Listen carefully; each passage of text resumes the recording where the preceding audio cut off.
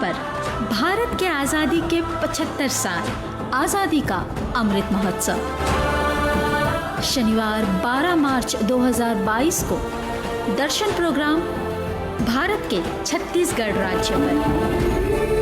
छत्तीसगढ़ जो वैदिक और पौराणिक काल से ही विभिन्न संस्कृतियों का विकास केंद्र रहा है। भारत के हृदय स्थल पर स्थित छत्तीसगढ़ जो भगवान श्री राम की कर्मभूमि भी है। हमारे मेहमान आपको छत्तीसगढ़ की खनिज संपदा एवं वन संपदा के साथ साथ खान पान की विशेषताएं भी बताएंगे। प्राचीन कला, सभ्यता और इतिहास के दृष्टिकोण से छत्तीसगढ़ कितना संपन्न है, इसकी गाथा सुनाएंगे। तो जरूर सुनिए दर्शन शनिवार 12 मार्च 2022 को दोपहर के 2:15 से 3:15 बजे तक रेडियो मॉरिशस और ताल FM पर। दर्शन इस कार्यक्रम को MBC भारतीय उच्चायोग और LIC का सहयोग प्राप्त हुआ है। दर्शन जयकारा जय जयकारा स्वामी देना साथ। प्रस्तुति डॉक्टर शशि दुकन। श्रोताओं को हमारा सप्रेम नमस्कार। अपनी घड़ी मिलाएं, इस समय हमारी घड़ी में 2:15 बज चुके हैं और हर शनिवार की तरह हम लेकर उपस्थित हो चुके हैं कार्यक्रम दर्शन, जिसमें आप सभी श्रोताओं का हार्दिक अभिवादन करते हैं। जैसा कि आप जानते ही हैं कि आज का हमारा कार्यक्रम छत्तीसगढ़ पर रहेगा और छत्तीसगढ़ की बहुत सी बातें जो हैं आज इस कार्यक्रम में हम उजागर करेंगे। सबसे पहले आप लोगों को मिलवाते हैं हमारे मेहमानों से, और मेहमानों के मिलवाने से पहले याद भी दिला दें कि आप लोगों की भागीदारी भी हमारे कार्यक्रम में रहेगी और इसके लिए आप जो है हम आपको एक प्रश्न भी देंगे, उसके लिए आप तैयार रहिएगा और प्रश्न का उत्तर देने वाले को जो है इनाम भी मिलेगा।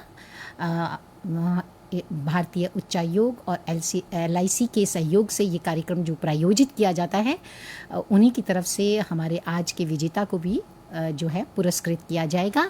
अभी के लिए हमारे मेहमान हैं डॉक्टर ईश शर्मा, जो आयुष के चेयरमैन भी हैं और चेयरपर्सन होते हुए आजकल वे मॉरिशस में अपनी सेवाएं प्रदान कर रहे हैं।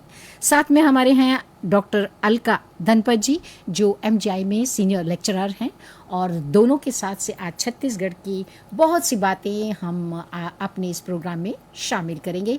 और बताते चले हमारे प्रोग्राम को आप तक पहुंचाने में सुमिता, शर्विन और आशीष, मैं तीनों को टेक्निक सहयोग पर भी देख रही हूं, हमारे सूत्रधार भी हैं, और इन सब को के साथ हम आज के प्रोग्राम को आप तक पहुंचाने में जो है पूरे सफल उतरेंगे, यही उम्मीद करते हैं। तो ईश शर्मा जी और अलका जी, हम दोनों से पूछेंगे कि छत्तीसगढ़ के अभिवादन प्रतीक क्या हैं, वहाँ पर कैसे लोगों को विश किया जाता है, कैसे ग्रीटिंग्स के साथ उनका अभिवादन किया जाता है। जय जोहार सांगवारी शशि जी, जय जोहार सांगवारी अलका जी। इस प्रकार से अभिवादन छत्तीसगढ़ में करते हैं और जिसका अर्थ होता है कि सभी जीवित और निर्जीव संपूर्ण सृष्टि को हमारा नमन। इस प्रकार से ये एक उनका यूनिवर्सल ग्रीटिंग है। जोहार संगवारी। हाँ शशि जी, आप भी जय जोहार संगवारी। बिल्कुल, जय जोहार संगवारी।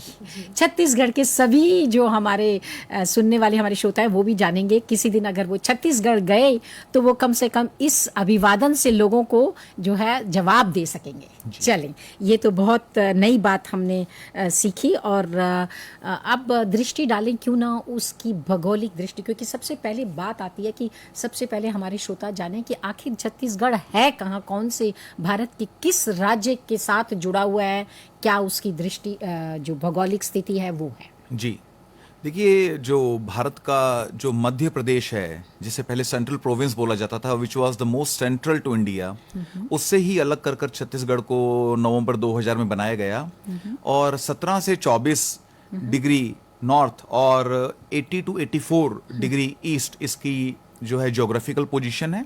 और इस प्रकार भारत के बिल्कुल सेंटर से थोड़ा नीचे और लेफ्ट को slightly south western from the centre is the location of this state.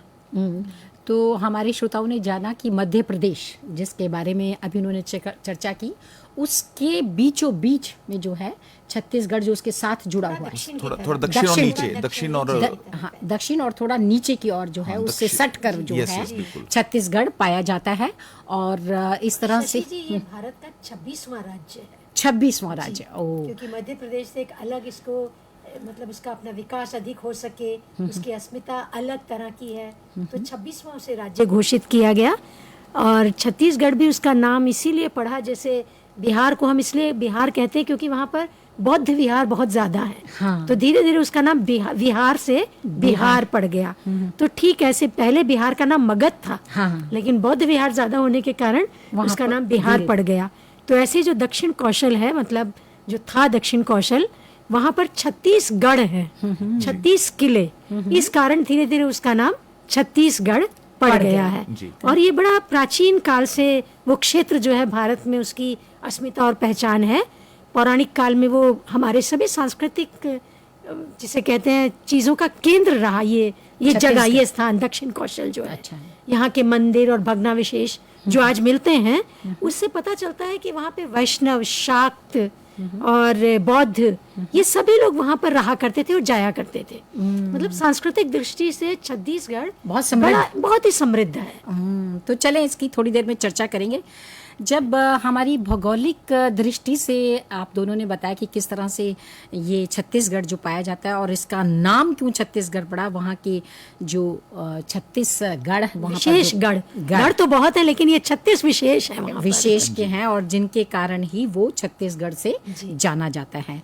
और जानना चाहेंगे कि छत्तीसगढ़, अगर इतने अलग अलग 36 गढ़ वहाँ पर हैं, तो क्या भाषाएं भी कुछ ऐसे ही अलग अलग हैं? जी, भाषाओं का हर राज्य में अपना महत्व होता है। जैसे कि पानी और वाणी कुछ कोस पर बदल जाती है, लेकिन छत्तीसगढ़ में भाषा का विशेष महत्व है।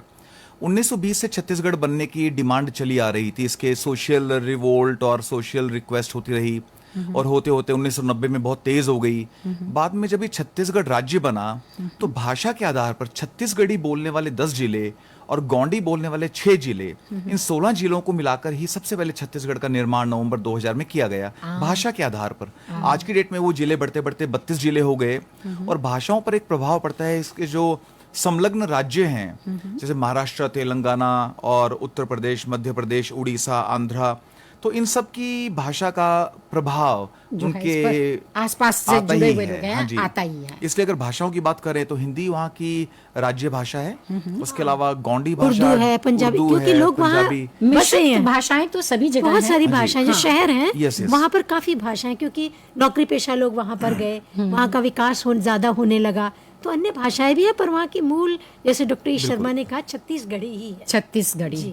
तो श्रोताओं, जैसे छत्तीसगढ़ राज्य से जुड़ी उसकी छत्तीसगढ़ी भाषा, बाकी तो सभी जगहों में मिश्रित भाषाओं का होना बहुत ही स्वाभाविक सी बात है। जैसे आपने बताया, विभिन्न मूल के लोग, जो लोगों का वहाँ बसना, रचना, फिर उसके बाद वहाँ पर आए हुए लोगों का वहाँ रहना, ये सब से भी भाषा का जो है निर्माण होता है, और वहाँ की लोकप्रियता जो है उसमें भी उसका प्रभाव और पड़ता है। सबसे बड़ी चीज कि वह आदिवासी इलाका है, अच्छा, इसलिए आदिवासी लोगों की भाषाएं भी हमको वहाँ पर मिलती हैं, जो आज जिंदा भी हैं, जैसे हल्बी, भतरी, मुरिया, माडिया, पहाड़ी कोरवा, उराव, ये बोलियां वहाँ जिंदा हैं अभी। जी।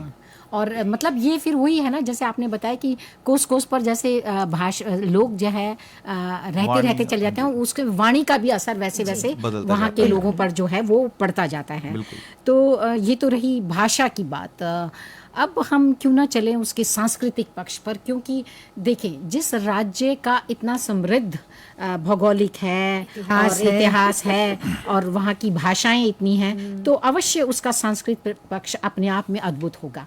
और इसके लिए मैं डॉक्टर ईश शर्मा और अलका जी से सांस्कृतिक पक्ष के बारे में जानूंगी कि वहाँ के किस तरह की वहाँ की परंपराएं या वहाँ के मेले, त्योहार, पर्व जो हैं वो वहाँ की जनजाति को छूते हैं।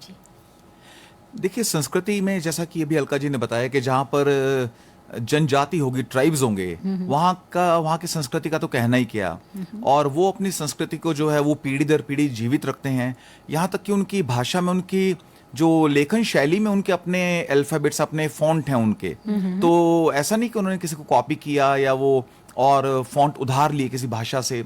तो उनके नृत्य, गायन, चित्रकारी, संस्कृति तो इतनी रिच है, आपको जान के हैरानी होगी कि भारत उपमहाद्वीप में पाई जाने वाली पहली पेंटिंग वहाँ की गुफाओं में मिली है, जिसको कि भारत की पहली पेंटिंग कहा गया। जी हाँ, वहाँ की ये तो मैं समझती हूँ ये अपने आप में एक अद्भुत सी एक धरोहर है जोगीमारा गुफाओं में तो भारत की पहली इस्टेब्लिश्ड पेंटिंग जो है वहाँ मिली। तो वहाँ की नृत्य, गायन और उनकी जो है रेलेवेंस, उनकी सिग्निफिकेंस, कल्चर की अगर हम बात करें तो यहाँ पर एक राजेम जिले में त्रिवेणी बनती है, 3 नदियां मिलती हैं, तो वहां पर एक कुंभ, उसको प्रयाग कहा जाता है छत्तीसगढ़ का, तो वो वहां पे बहुत बड़ा मेला लगता है, बहुत बड़ा मेला, राजिम का मेला वर्ल्ड फेमस है, बहुत दूर दूर से लोग आते हैं। हाँ जी, तो उसी को कहते हैं कुंभ का मेला।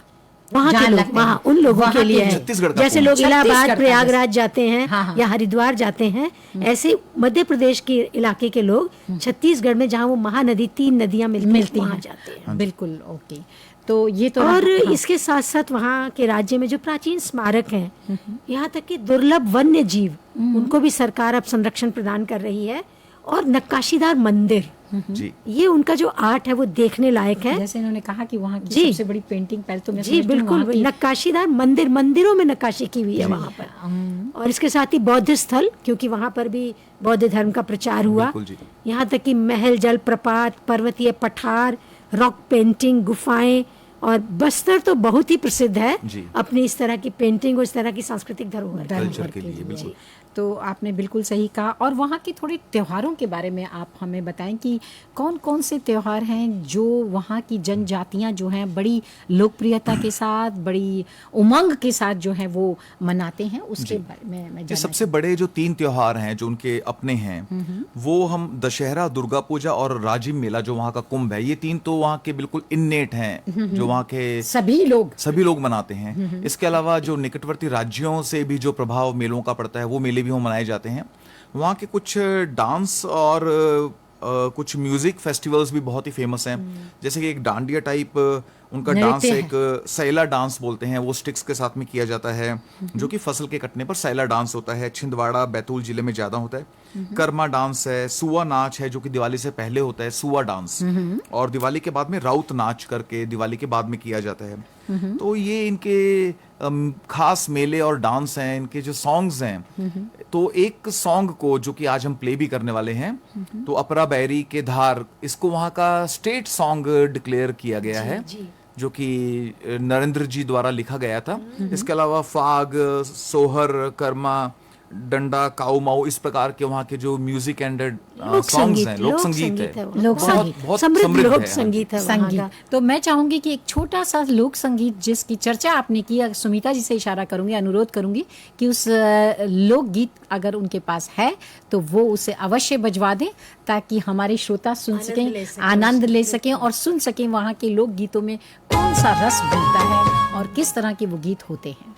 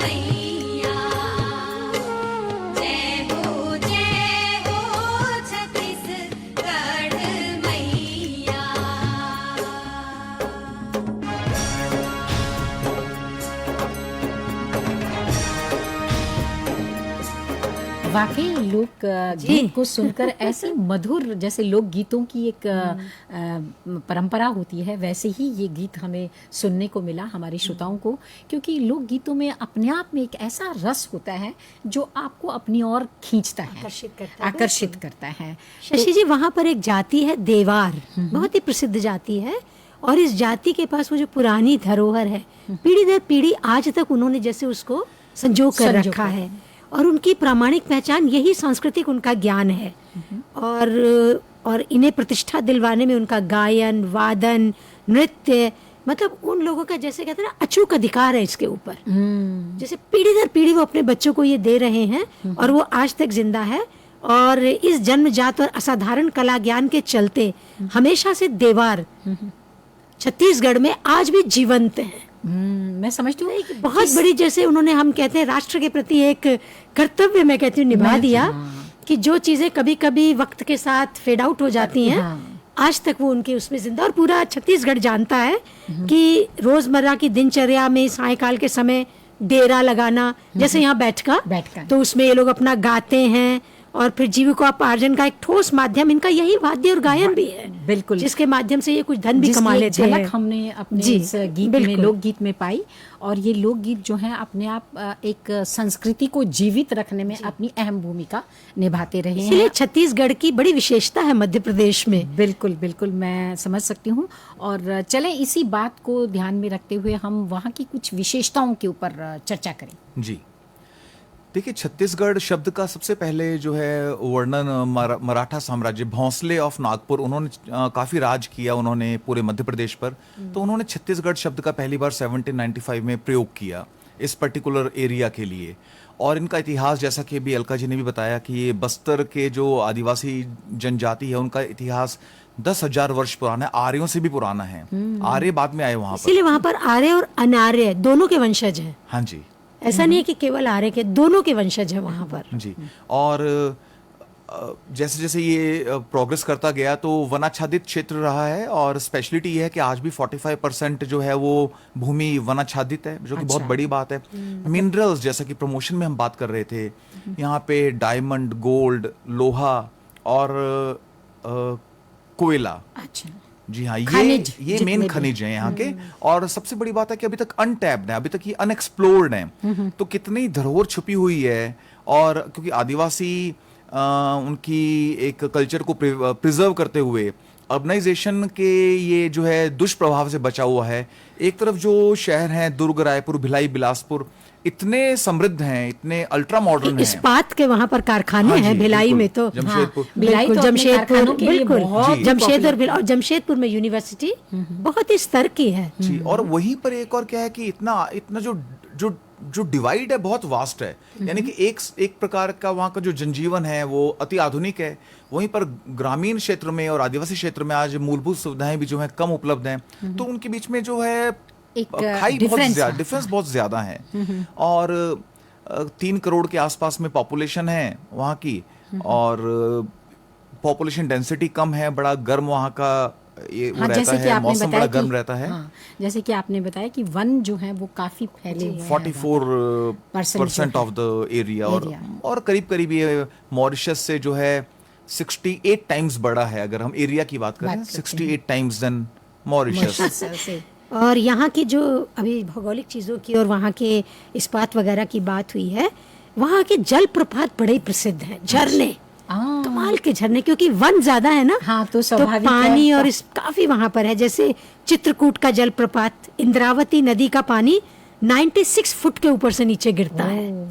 फिर कांगेर नदी के 100 फुट की ऊंचाई से गिरने वाला एक झरना है। अच्छा। फिर तीरथगढ़, वह भी बहुत सुंदर है। इसी तरह से केशकल घाटी, कांगेर घाट राष्ट्रीय पार्क, कैलाश गुफाएं, कुंड बंसर गुफाएं, और अपने मतलब लोग इनको देखने के लिए वहां जाते हैं, क्योंकि उनको वो पुरानी चीजें वहां देखने को मिलती हैं। और एक शांति महसूस करते हैं, क्योंकि अब मतलब वन वाला वातावरण है वहाँ पर। और ये चित्रकूट का जो आपने बताया, ये तो इंडिया का सबसे चौड़ा जलप्रपात है, सबसे चौड़ा। इसको नियाग्रा ऑफ इंडिया बोलते हैं, नियाग्रा फॉल ऑफ इंडिया। हाँ, क्योंकि नियाग्रा फॉल्स भी अपने आप में बहुत चौड़ा है। बहुत चौड़ा है, चौड़े बहुत चौड़ा हैं, है। और इसकी वजह से लोग जो है देखने जाते हैं। जैसे आपने कहा कि भारत का अपना नियाग्रा जैसे और यहाँ है, जो पर 36 मंदिर बहुत ज्यादा है। बिल्कुल। मतलब दिखता है कि सालों में वो जो लोगों की आस्था विश्वास, यहाँ तक कि वैष्णव संप्रदाय के महाप्रभु वल्लभाचार्य, उनकी जन्मस्थली है वहाँ पर। अच्छा, जैसे कि डॉक्टर जी ने कहा कि शुरुआत में कि दुर्गा पूजा, जी, जी, और बिल्कुल। फिर उसके बाद दशहरा, कुंभ मेला, ये सब जो है मतलब कहीं ना कहीं धार्मिक स्थिति से जुड़ते हुए हैं। राम के मंदिर हैं, शिव के हैं, मंदिर हैं, शक्ति के हैं, विष्णु के हैं। तो मतलब वहाँ पर वो जो धार्मिक आस्था बहुत दिखती है हमें। धार्मिक आस्था की जो है वहाँ पर काफी झलक मंदिरों के माध्यम से जो है दिखाई देते हैं। और मैं समझती हूँ इसका प्रभाव अवश्य वहाँ के जनजीवन पर ही हाँ, होगा। वे लोग बहुत सादे हैं, सादे सादे हैं। सीधे यहाँ तक सादे। कि जहाँ पर जैसे जमशेदपुर या भिलाई वगैरह में चाहे यूनिवर्सिटी या उसका स्तर बढ़ गया है, लेकिन आप पाएंगे कि आज भी वो परिवार में संयुक्त परिवार है। आज भी महिला जैसे मान लो नौकरी करती है तो तनख्वाह पति को ही देती है कि वो देखेंगे कैसे खर्च करना है। अच्छा। मतलब आप सोचिए वो लेक्चरर है, हम आज के जमाने में यहाँ ये बात सोच नहीं पाते हैं, लेकिन वहाँ पर अभी भी वो जो एक परिवार में पुरुष की प्रधानता है, हाँ, वो उसे सहज महिला स्वीकारती है। अच्छा, मतलब जो परंपरा बन चुकी जी है और जी, चली वो आ रही है। अभी वो जो विद्रोह वाली चीजें हैं वो वहाँ नहीं दिखती। और यहाँ तक कि वहाँ पर जैसे अभी ईश जी ने कहा कि वो फर्क बहुत दिखता है। हाँ। क्योंकि जो आदिवासी या दूर ग्रामीण अंचल की स्त्रियां हैं, वे आज भी कभी कभी समाज की उस प्रताड़ना को सहती हैं। जैसे पुराने समय में हम सुनते हैं कि किसी को भूतनी कह के पूरे गांव से निकाल दिया, या चुड़ैल कह के उसको अलग एक झोपड़ा सा दे देते हैं, और वो मेंटली वो मेंटली हरास हो जाती है और आधी पगला सी जाती है। तो अब जो वहाँ की महिला लेखिकाएं हैं वो इस तरह की लेखन बहुत लिख रही हैं, और समाज में लगता है करवट अब लेगा समाज वहाँ पर। बहुत बड़ी बात आपने बोली। और ये एक इकलौता ऐसा राज्य है जिसमें कि विच क्राफ्ट के खिलाफ कानून बनाना जी, पड़ा। बिल्कुल। एक क्योंकि महिला को चुड़ैल घोषित कर देना दिया जाता था, और उसको पूरे गांव से एक कोने में जहाँ गांव मतलब खत्म हो अलग जाता कर है, देना, जैसे- बिल्कुल जैसे बिल्कुल कई बार एक निष्कासित जैसे। निष्कासित। और यहाँ तक कि वे अपने बच्चे और पति से भी नहीं मिल सकते, क्योंकि सामाजिक दबाव इतना होता है कि अगर तुम उनसे मिलने जाओगे तो तुमको समाज निष्कासन होगा। अब उसकी किस्मत कोई भूला भटका दया करके खाना उसके द्वार पर छोड़ जाए तो वो छोड़ जाए, अन्यथा वो बीमार मतलब हो एक जाए, किस्म से अकेली काला पड़ी। पानी की सजा। बिल्कुल बिल्कुल। और कभी कभी जो बुरे लोग होते हैं वो जब अकेली महिला है फायदा भी उठाते हैं, तो मेंटली वो सचमुच ही फिर लोग कहते हैं कि चुड़ैल है, भूतनी है, हाँ। जबकि वो होती ही नहीं है। और जिसके लिए कि डॉक्टर जी, ईश ने इन्होंने कहा कि कानून बिल्कुल बनाया गया कि नहीं जी। ऐसा नहीं होना हाँ, चाहिए। बिल्कुल। तो परिवर्तन आ रहा है। जबकि ये तो भगवान राम की कर्मभूमि है। भगवान राम की माता जी भी यहीं से आती थी, जैसा आपने बोला दक्षिण कौशल, जी, कौशल, वहीं से बिल्कुल। रामचंद्र जी की माता जी का भी आगमन वहीं से हुआ अयोध्या में।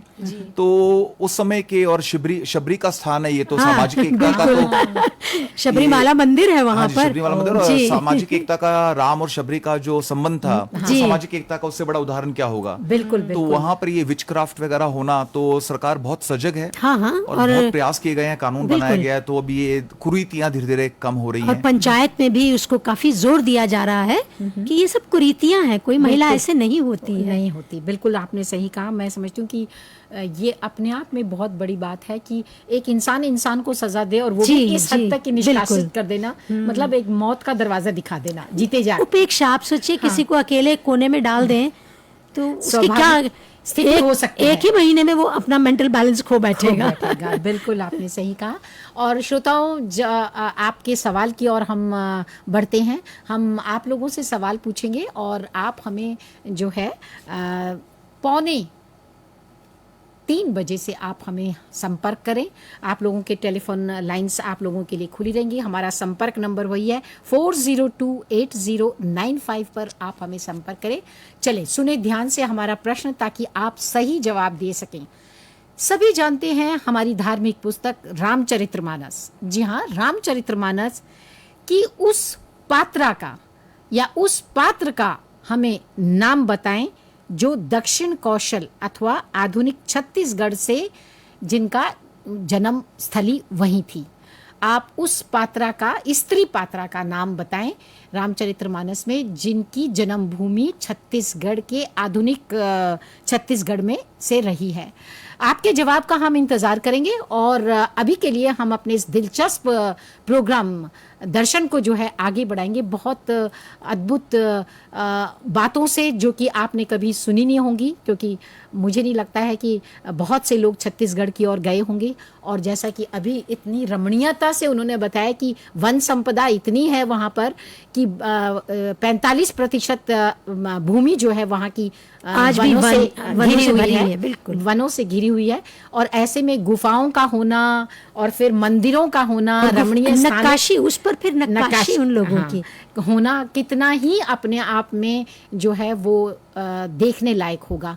और अभी के लिए हम बढ़ेंगे ऐसे क्षेत्र की ओर, ऐसे वहाँ पर कि कौन कौन सी ऐसी जगहें हैं जिनको बढ़ने से पहले लोग सुनना भी चाहेंगे और देखना भी चाहेंगे। वहाँ के पर्वों के बारे में बात करेंगे और वहाँ की पर्यटक स्थलों के बारे में मैं चर्चा करनी चाहूँगी, क्योंकि जानते हैं मुझे बताने में बहुत ही खुशी हो रही है कि हमने अरुणाचल का एक प्रोग्राम किया अरुणाचल राज्य पर, जिसमें हमें सुनकर हैरानगी हुई कि यहाँ के लोगों ने एक ग्रुप बनाया कि वो अरुणाचल जो है घूमने जा रहे हैं। इस प्रोग्राम को सुनकर कि वहाँ की रमणीयता, पहाड़ी इलाका और अद्भुत दृश्य जो आप हमारे प्रोग्राम के माध्यम से उन्हें सुनने को मिले, तो उनकी इच्छा जागी कि हम आपने ईश शर्मा जी ने चलें। और अरुणाचल प्रदेश को भारत का स्विट्जरलैंड कहा जाता है, देखा, इसीलिए तो लोगों ने इतनी अपनी इच्छा जाहिर की और कितने लोग जो हैं उसमें जुड़े।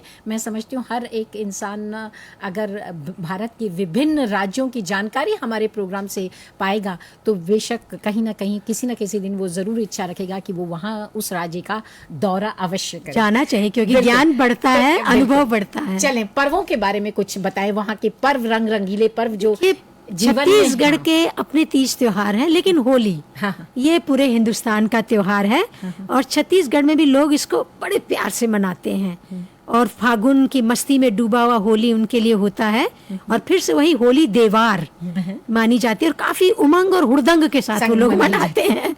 और पूरा कुंभा महुए की मदमस्ती, जैसे भांग पीते हैं उत्तर की तरफ, वहाँ पर महुआ, अच्छा, उसे लोग खाते हैं और पीते हैं घोट कर।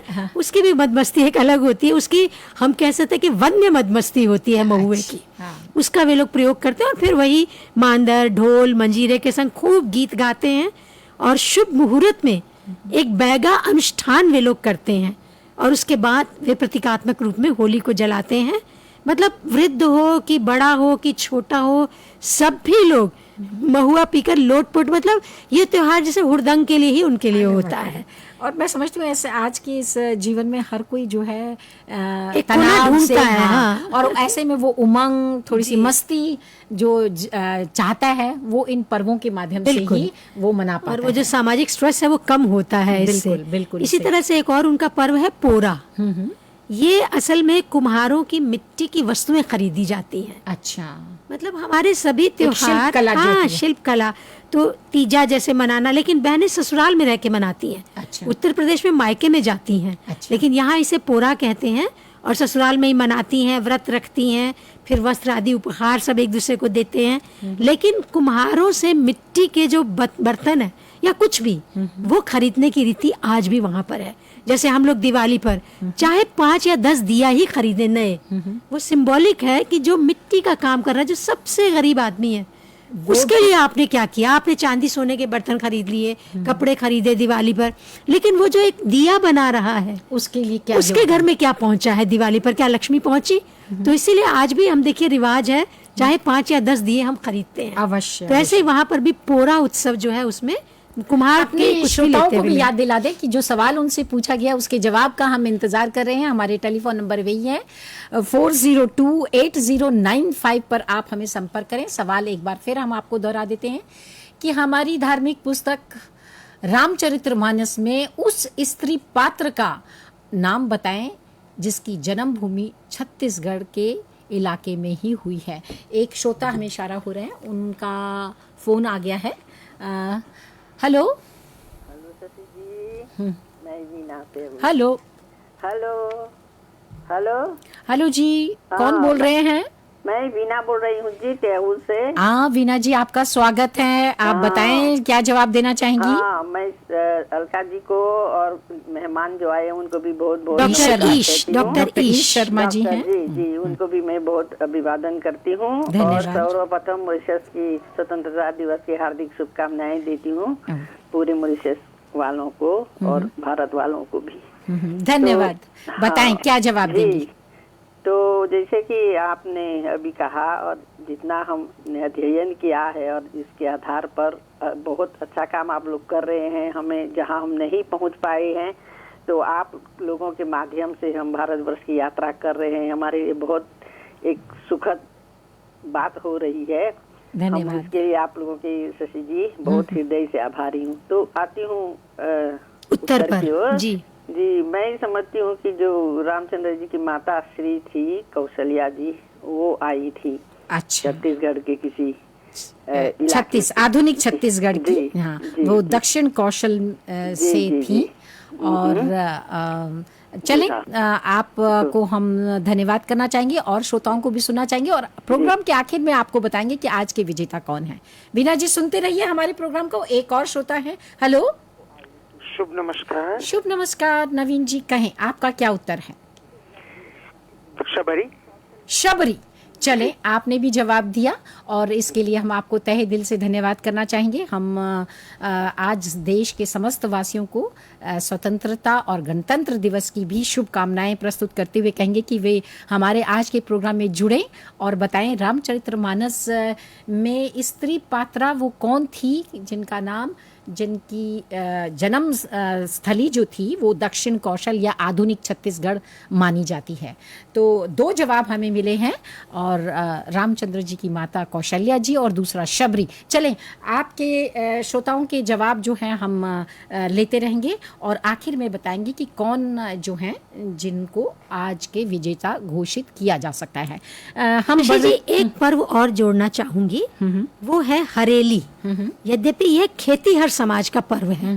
क्यों? क्योंकि वहाँ पर लोग खेती बड़े मन से करते हैं और फिर वहाँ पे लोग तंत्र मंत्र भी बहुत करते हैं। तो जो देवारों का हिस्सा वो इसको मानता है, वो जो देवार जाती है। और छत्तीसगढ़ के ग्रामीण अंचलों में ये जो बुरी बलाएं हैं इनको हटाना, उसके लिए तंत्र मंत्र करना, उसके लिए ये लोग नीम की पत्तियों का बहुत इस्तेमाल करते हैं। तो वहाँ पर आपको नीम के पेड़ बहुत मिलेंगे। मतलब हर गाँव में, हर जिले में आपको नीम क्योंकि मानो नीम उनके जीवन का एक अंग है। एक श्रोता लाइन पर है, उनको सुनते हैं। हेलो, लगता है लाइन से वो चले गए। खैर कोई बात नहीं। हम थोड़ा सा अपने, जैसे उन्होंने पर्वों के बारे में बताया, क्योंकि हम कहने को तो हमारे पास बहुत होता है हर राज्य के बारे में और हमारे जो मेहमान हैं इतना खजाना लेकर आते हैं उस राज्य का कि अगर हम कहते भी चले जाएं ना तो बस नहीं होगा। थोड़ा सा हम बढ़ते हैं वहाँ की खान पान के बारे में कि वहाँ के लोग जो हैं वो किस तरह का खाना जो है जो खाते हैं या खान पान उनका कैसा रहता है। जब उनके खान पान को हम ज्यादा देखते हैं तो उसमें गुड़ का वे लोग ज्यादा इस्तेमाल करते हैं। और आज तो साइंस कहती है चीनी से गुड़ 100 टाइम्स अच्छा है। मतलब और आयुर्वेद तो आप तो डॉक्टर साहब ही जुड़े हुए हैं कि गुड़ खाने से वे नुकसान नहीं होते जो चीनी से होते हैं। तो ये यहाँ के लोग जैसे मालपुआ, अब हम जिसे खेप कहते हैं, मीठा खेप, तो वे लोग मालपुआ उसे बोलते हैं। और चावल को कूटते हैं वे, फ्रेश चावल जो उनको खेत से मिलता है उसे कूट के उसमें गुड़ मिलाते हैं और फिर इसे सब में बांटकर वो लोग खाते हैं। एक श्रोता है लाइन पर, उन्हें सुनते हैं। हेलो हेलो जी, नमस्कार। नमस्कार। कौन बोल रही हैं? निर्मला। अच्छा, निर्मला बहन बताएं आप क्या जवाब देंगी?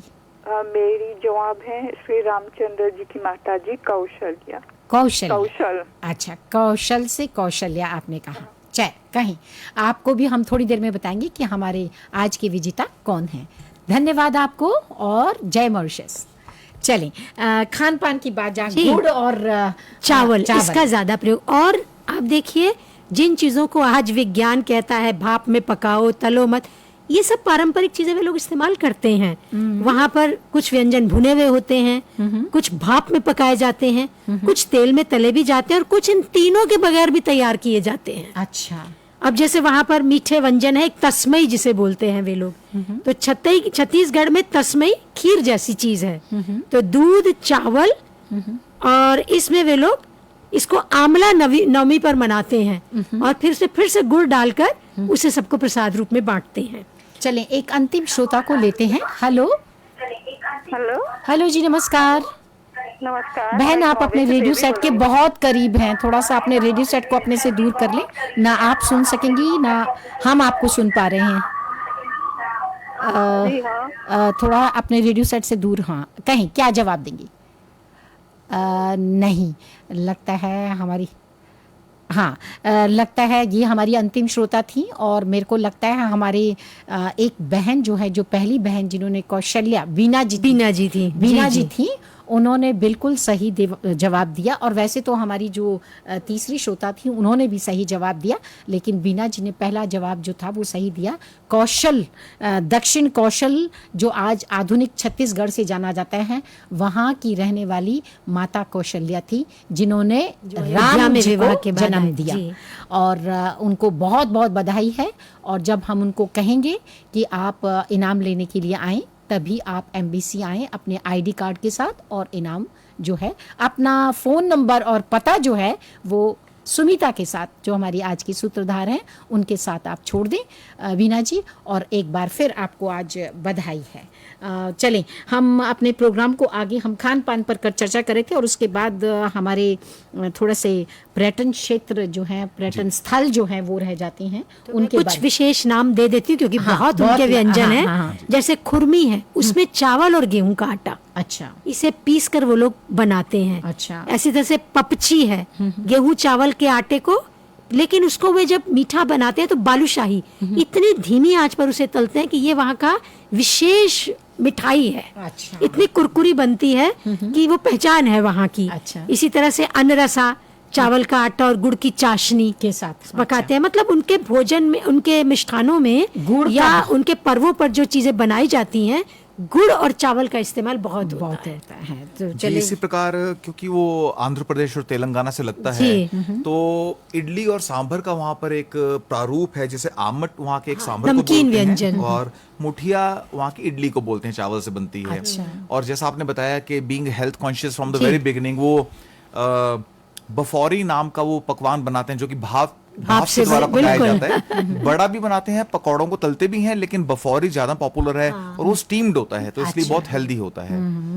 तो जैसे कि आपने बताया कि खान पान में भी उनका जो ज्यादा है गुड़ और चावल ज्यादा, जैसे चीला है तो चावल के आटे में फिर वो नमक डाल देते हैं तो नमकीन हो जाता है, और जब गुड़ डाल देते हैं तो मीठा खेप की तरह से हो जाता है। पूड़ा कहते हैं किसी राज्यों में, और इस तरह से अलग चीला। हाँ। लेकिन ये चीला लगभग भारत के सभी राज्यों में बनता है। अपने अपने नाम से जाना चाहे वो जाता है। महाराष्ट्र में जाए, गुजरात में जाए, सब अलग अलग बेसन है। का, उड़द का, सब हाँ, प्रकार का। बिल्कुल। हाँ, चीला जो है वो लोग अपने अपने तरीके से मनाते हैं। तो पर्यटन स्थलों की बारे में कुछ आप बताएं। जी, वहाँ पर भोरमदेव मंदिर है, जो कि कोणार्क सन टेम्पल से बहुत रिजेंबल करता है। वहाँ का सबसे पॉपुलर टेम्पल है ये भोरमदेव मंदिर, जो राजा रामचंद्र नाग हुए थे 8वीं शताब्दी में, उन्होंने इसका निर्माण करवाया था। और सिरपुर हेरिटेज साइट है, जिसे कि जो वर्ल्ड हेरिटेज सेंटर माना गया है। और रायपुर के पास में है 5वीं शताब्दी का लक्ष्मण मंदिर है, जो कि एक्चुअली विष्णु भगवान का मंदिर है, नाम लक्ष्मण मंदिर है। भारतवर्ष का पहला ईंट से बना हुआ मंदिर भी इसी राज्य में प्राप्त होता है। हाँ जी, ईंट से पहले मंदिर नहीं बनते थे। तो एक देवरानी जेठानी का मंदिर बोला जाता है। तो देवरानी जेठानी से वहाँ पे कोई ऐसा नहीं कि दो कोई पर्टिकुलर कोई चरित्र थे, दो लेडीज, एक मंदिर बड़ा है, एक छोटा है, एक दूसरे के सन्मुख है वो। तो बड़े मंदिर को जेठानी मंदिर और छोटे मंदिर को देवरानी मंदिर बोलते हैं। ये भी भगवान शिव के मंदिर हैं। तो मंदिरों में तो जैसा अभी अलका जी ने बताया कि ये बहुत ही समृद्ध परंपरा है। मंदिर चंद्रहासिनी मंदिर है, महामाया मंदिर है, बम्बलेश्वरी, दंतेश्वरी मंदिर। तो मंदिर तो हर प्रजाति का अपना एक आराध्य होता था, और शिव विष्णु ये वहाँ के प्रमुख आराध्य रहे हैं, और उनके मंदिर अनेक प्रारूपों में यत्र तत्र उपलब्ध हैं। तो और शक्ति की उपासना उन्होंने काफी की, इसलिए वहाँ के जो धातु शिल्पी हैं, जो मेटल शिल्पी थे, उन्होंने 21 देवी देवताओं की कलाकृतियां बनाई हैं। और ये 21 देवी देवता, अधिकतर देवियां हैं इसमें। अच्छा। मतलब जैसे बूढ़ी माँ का मंदिर है, अब उसमें एक बुढ़ापे वाली स्त्री को दिखाया गया है। मतलब ये दिखाने के लिए कि ये दिन भी जीवन के होते हैं। सत्य है ये भी जीवन का जाने से पहले। फिर एक मावली देवी है, उसको बकरी के रूप में दिखाया क्योंकि वे लोग बलि प्रथा करते हैं। अच्छा, जैसे जो भी आपने बड़े बड़े बताया त्योहार कि करते हैं तो उसमें तंत्र जंत्र जी मंत्र हाँ जो जी, है, बिल्कुल इनका बिल्कुल बोलबाला वहाँ बिल्कुल। बहुत ऐसे फूल मावली देवी है तो उसका चेहरा सब फूलों की तरह से बनाया जाता है क्योंकि प्रकृति से जुड़े हुए हैं, तो फूल पौधे। ऐसे रक्त मावली है, ये काली का एक रूप है कि खड्ग पकड़ा हुआ और मुख से रक्त निकल रहा है। फिर चुरजीवा माँ है, बूढ़ा रक्षा है, तरुणी माँ है, मंगला माँ है। ऐसे करके 21 देवी देवताओं की धातु शिल्पियों ने चित्र उकेरे हैं जिसकी पूजा वो लोग करते हैं। तो श्रोताओं, हाँ, आपने जाना कि किस तरह से बहुत से लोग जो है हमारे यहाँ भी मॉरिशस में बहुत आस्थावान है, बहुत तीर्थ स्थानों की जो है अक्सर वो जाने की इच्छा रखते हैं वहाँ पर।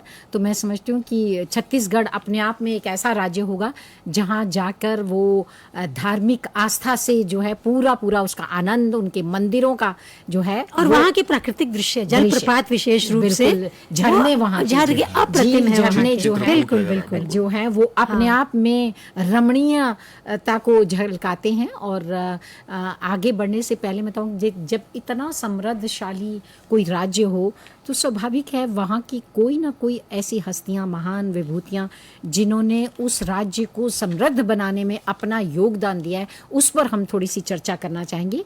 महान हस्तियों पर अलका जी थोड़ी सी चर्चा करते तो अच्छा। शशि जी, छत्तीसगढ़ में बहुत से महान व्यक्ति हुए और क्योंकि यह गढ़ अपने आप में बड़ा समृद्ध था तो वो महान हस्तियां उस क्षेत्र में उन्होंने बड़ा कार्य किया।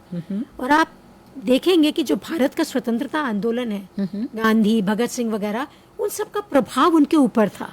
तो उन लोगों ने उन विचारों के कारण वहां पर काफी परिवर्तन लाने की चेष्टा की। तो आज वे लोग इन महान हस्तियों को पूजते हैं, उनका सम्मान करते हैं। जैसे छत्तीसगढ़ में गुरु घासीदास हुए हैं 1756 से 1820 में। उन्होंने वहां पे 1820 में सबसे पहले सनातन धर्म की स्थापना की। मतलब वो जो तंत्र मंत्र रूढ़ियां, उस सब का उन्होंने विरोध किया। इसी तरह से संत गाहिरा गुरु, उन्होंने भी लोक जागरण की बात की। फिर धनी धर्मदास बड़े ही सशक्त कवि थे और कबीर पंथी थे वे। उनका जन्म 1416 में हुआ था। ईश जी से सुनते हैं। ये गुरु घासीदास का आपने स्मरण किया, उससे याद आया बहुत प्रसिद्ध व्यक्ति हैं जी वहाँ। हाँ, इन्होंने ये ऑब्जर्व किया कि वहाँ पर जो जाति प्रथा के नाम पर जो अत्याचार किए जाते थे छोटी जातियों पर, तो ये बहुत विक्षुब्ध हो गए और इन्होंने अपना जीवन जो है ये सोशल इक्वालिटी, सोशल जस्टिस के लिए अपना जीवन समर्पित कर दिया। और इन्होंने बहुत सारी कुरीतियों को, जैसा आपने बताया, बहुत सारी कुरीतियों को दूर किया और लोगों को सामाजिक समझाया, जगाया। सर्व जन समुत्थान के लिए बहुत सारा जीवन अपना दिया। और आज वो एक पहले व्यक्ति अविस्मरणीय हैं जिन्होंने वहां सनातन धर्म की स्थापना की थी 1920 में, आप सोचिए। इसी तरह से स्वामी आत्मानंद 1929 में रायपुर में रामकृष्ण आश्रम की स्थापना हुई। मतलब विवेकानंद के विचार भी वहां तक पहुंचे। जी, ऐसे ही महर्षि महेश योगी 1917 में उन्होंने महर्षि विद्या मंदिर की वहां पर स्थापना की ताकि उन लोगों के बच्चे पढ़ सके, आगे निकल सके, यूनिवर्सिटी तक जा सके। तो इन समाज सुधारकों ने वहां पर बहुत काम किया। ऐसे ही वहां पर एक पंडित सुंदरलाल शर्मा है जिनका नाम बहुत ही इज्जत से लिया जाता है। उन्हें लोग छत्तीसगढ़ का गांधी कहते हैं। देखें, क्योंकि उन्होंने अपना पूरा जीवन राष्ट्रीय जागरण में लगा दिया और छत्तीसगढ़ में अपने आप को समर्पित किया।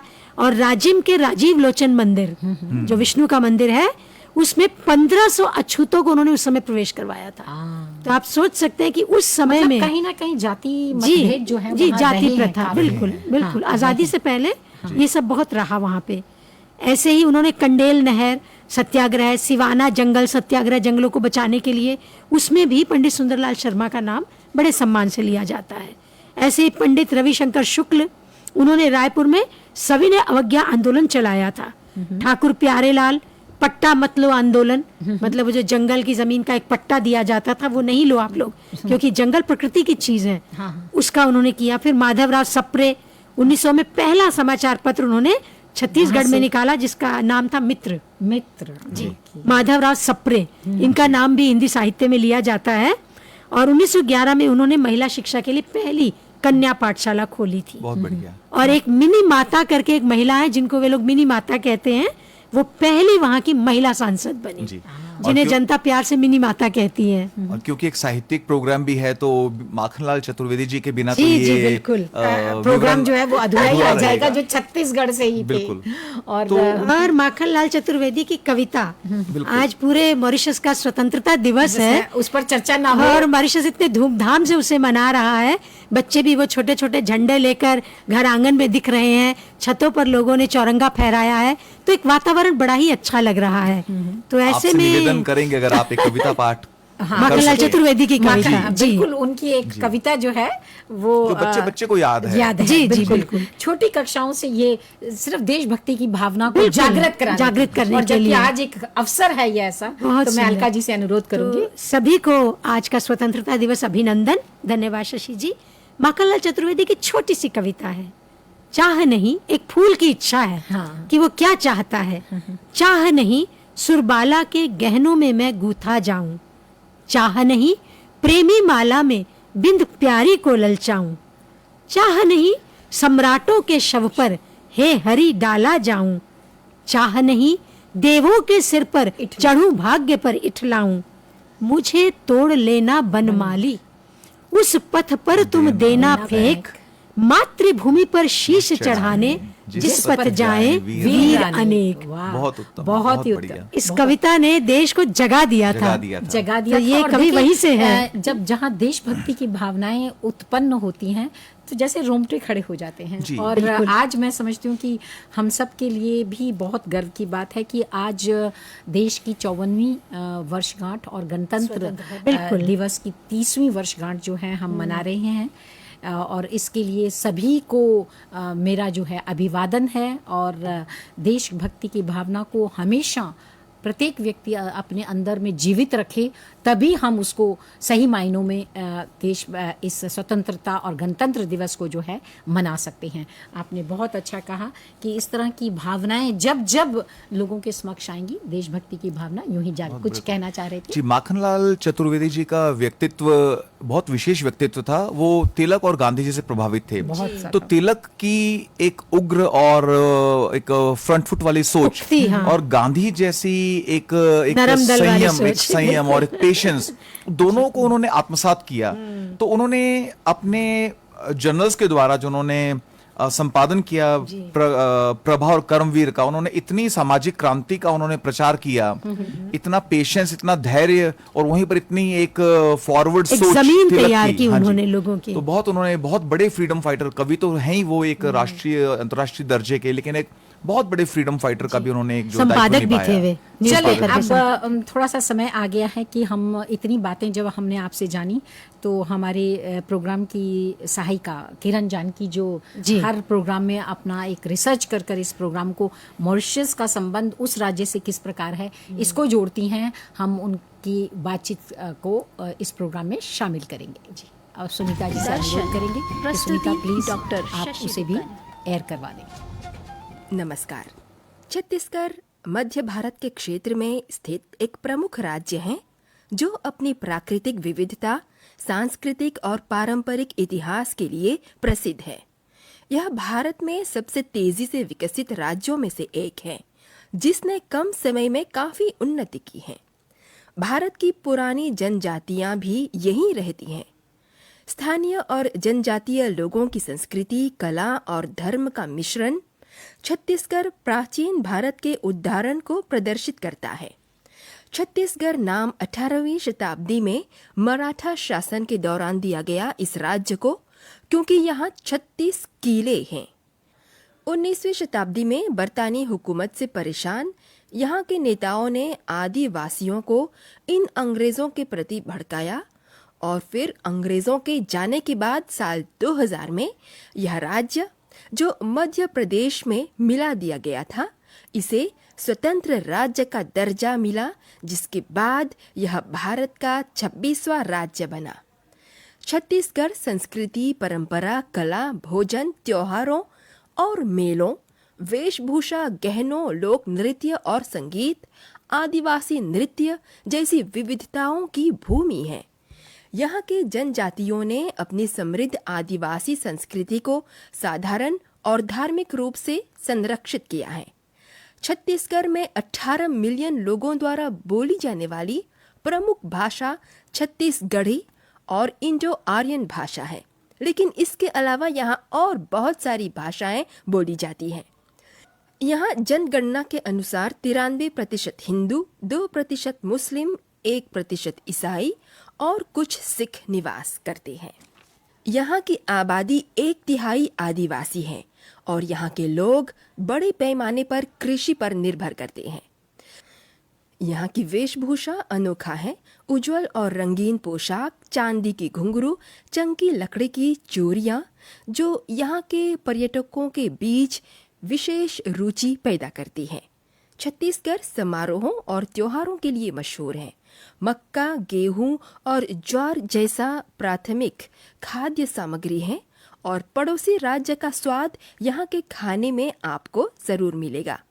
किलों के अलावा यहाँ कुछ मंदिर विशेष महत्वपूर्ण है और फिर यहाँ के पहाड़, झरने और नदियाँ सर्दियों के दौरान सबसे अच्छे हरे भरे रंग में होते हैं। छत्तीसगढ़ पुराने मॉन्यूमेंट, सुंदर मंदिर, रॉक पेंटिंग जो आदिवासियों की विशेषता है और फिर ऐसी प्राकृतिक विरासत के लिए प्रचलित है जैसे चित्रकोट झरना और प्राचीन सिरपुर शहर जो एक हेरिटेज साइट है। यहाँ का चंद्रपुर का चंद्रहासिनी मंदिर जो महानदी के तट पर है वह काफी मशहूर है। रतनपुर का महामाया मंदिर, बम्बलेश्वरी मंदिर जो भारत की पर्वत की चोटी वाली सबसे मशहूर मंदिर है और यहाँ रस्सी से सफर करके पर्यटक लोग जाते हैं। और फिर माँ धंतेश्वरी मंदिर यहाँ के लोगों और पर्यटकों के लिए विशेष महत्व रखता है। चित्रकोट वाटरफॉल भारत के 6 झरनों में से एक है जो जियो हेरिटेज साइट में शामिल है और छत्तीसगढ़ के एको टूरिज्म विकास के लिए कुशल है। यहाँ के कैलाश कुतुमसर गुफाएं बहुत गहरे हैं। यहाँ के भोरमदेव मंदिर विलासितापूर्ण शिल्पकलाओं स्कल्पचर्स से भरे हैं और इसे छत्तीसगढ़ का खजुराहो कहते हैं। महानदी के तट पर स्थित सिरपुर शहर सबसे प्राचीन और ऐतिहासिक हेरिटेज साइट है। यहाँ लक्ष्मण मंदिर, गांडेश्वर मंदिर, राम मंदिर और बलेश्वर महादेव मंदिर पाए जाते हैं और यहाँ के कला और सांस्कृतिक मंत्रालय इस स्थान को यूनेस्को के वर्ल्ड हेरिटेज लिस्ट में शामिल किए जाने के लिए नामजदगी दस्तावेज पर काम कर रहा है। हैरत की बात है कि प्राचीन किलों, स्मारकों और नेचुरल हेरिटेज का गढ़ होते हुए छत्तीसगढ़ में एक भी जगह यूनेस्को के विश्व विरासत स्थल में आज तक शामिल नहीं कराया गया है। यहाँ का बतरमपुर हॉट स्प्रिंग, तत्ता पानी जिसे कहते हैं, वह पूरा साल गर्म पानी उबलता है और यहाँ बहुत से व्यापारी चावल उबालने आते हैं और औषधीय इलाज के लिए भी लोग आते हैं और यह भारत का पहला जियोथर्मल पावर प्रोजेक्ट है। यहाँ के इंद्रावती नेशनल पार्क में छत्तीसगढ़ के सबसे जंगली पशु पाए जाते हैं। यहाँ के गादिया पर्वत एक किले की तरह है जहाँ एक तालाब जैसा है ऊपर में और वो कभी भी नहीं सूखता। यहाँ का भूतेश्वर शिवलिंग विश्व का सबसे ऊंचा और प्राकृतिक पत्थर वाला शिवलिंग है जो हर वर्ष 6 से 8 इंच से बढ़ता है। अरुणाचल प्रदेश के 0 शहर में भी ऐसा एक शिवलिंग है। छत्तीसगढ़ के दौरे पर आप आसानी से जा सकते हैं क्योंकि परिवहन का अनेक साधन हैं और सुविधाएं हैं। यहाँ पर गर्मी हो या सर्दी, सैर के लिए कोई भी मौसम सही है। दर्शन प्रस्तुति डॉक्टर शशि दुकन।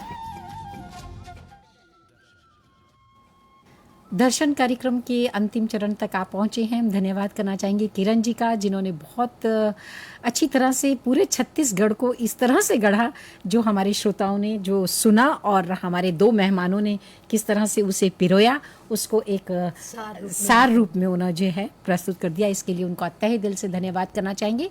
और जबकि हम अंतिम चरण पर आ चुके हैं, आप हमें कुछ बताएं। और अलका जी, आपसे मेलों पर थोड़ी सी बाद में चर्चा होगी।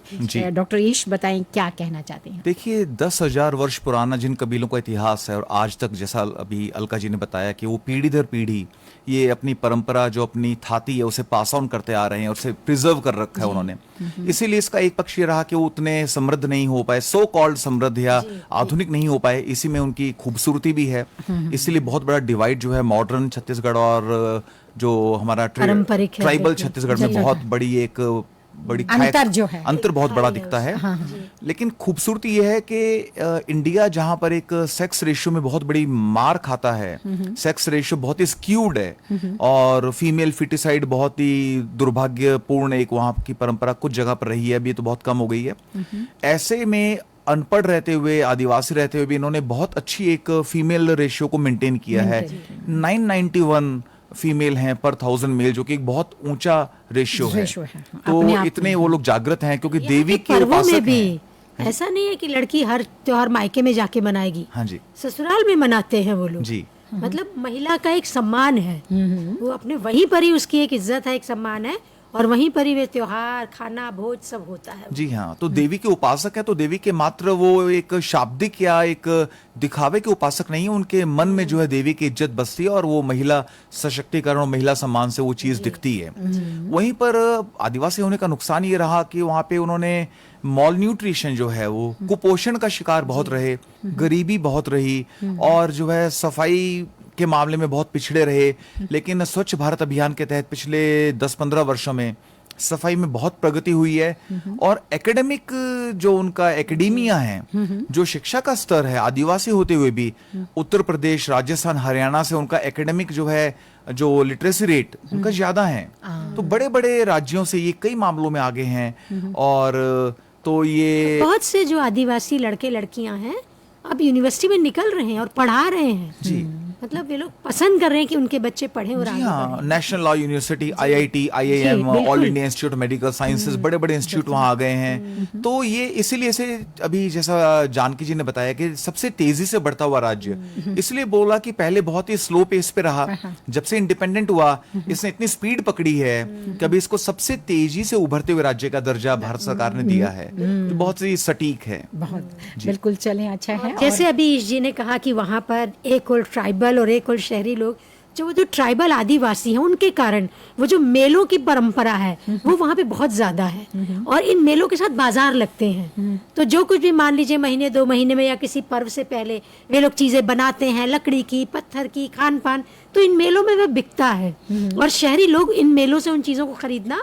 पसंद करते हैं। और मैं समझती हूँ क्योंकि उसमें वो आदिवासी सुगंध है, हाँ, वो आर्ट है उसमें। बिल्कुल, जो तो वहाँ मेलों की भरमार होती है। इतने मेले हैं कि आप अगर उसकी लिस्ट बनाएं तो साल भर में मेरे ख्याल से 25-30 मेले वहाँ पर मनाए जाते हैं। चलें, ये बहुत अच्छी बात है। और हमें टाइम जो समय जो है इशारा कर रहा है कि हम प्रोग्राम के अंत तक आ चुके हैं। अगर मैं कहती हूँ ना, हर बार हमारे जो मेहमान आते हैं वो और अपने राज्य का एक पिटारा जो है वो लेकर आते हैं और इतनी बातें कहने को होती हैं कि मुझे कभी लगता है कि ये 1 घंटे समय बस नहीं होता है। सिर्फ जोड़ देना चाहती हूँ इसमें कि महाशिवरात्रि का मेला वहाँ पर भी बहुत ही धूमधाम से मनाया जाता है। मैं समझती हूँ ये पर्व, ये सांस्कृतिक परंपराएं और वहाँ का धर्म, वहाँ की रमणीयता जो है वो अपने आप में अद्भुत है, जिसकी की चर्चा आज के प्रोग्राम में की गई। इसके लिए मैं अपने दोनों मेहमानों का तहे दिल से धन्यवाद करना चाहूँगी। अपने श्रोताओं का, किरण जानकी का, सुमिता जी का, हमारे तकनीकी सहयोगी श्रविन का, आप सब का तहे दिल से धन्यवाद करना चाहूँगी। और अगले सप्ताह एक ऐसा ही दर्शन कार्यक्रम लेकर हम फिर उपस्थित होंगे। अभी के लिए आपको छोड़े जा रहे हैं एक स्थानीय गीत के साथ, जो छत्तीसगढ़ की परंपरा या सांस्कृतिक या एक फिल्मी गीत से जुड़ा हुआ जो गीत है वो आपको दर्शाएगा। और अपने एक और प्रोग्राम तक के लिए हम आपको तहे दिल से धन्यवाद करना चाहेंगे। नमस्कार। नमस्कार।